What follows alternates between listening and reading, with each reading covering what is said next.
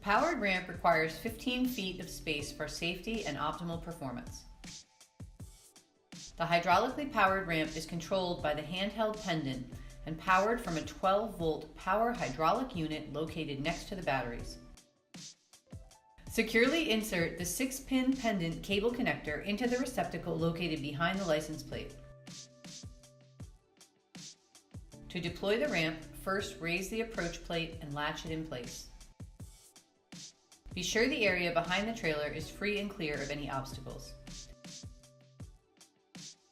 Press and hold the out button on the pendant to deploy the ramp.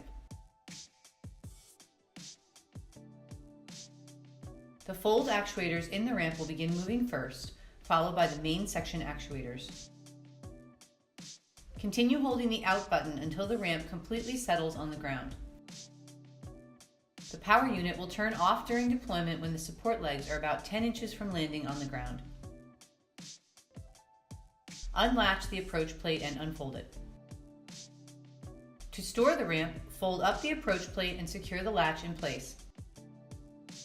Press and hold the in button on the pendant. The main ramp actuators will begin moving first, followed by the fold actuators.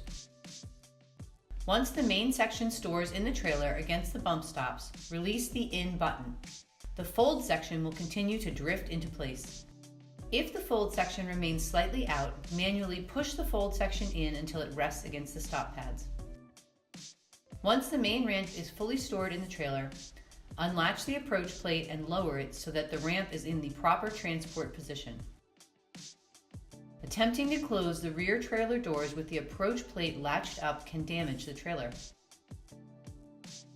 Remove the pendant cable by lifting the port cover and pull out the plug only at the plug handle. Do not pull on the cable.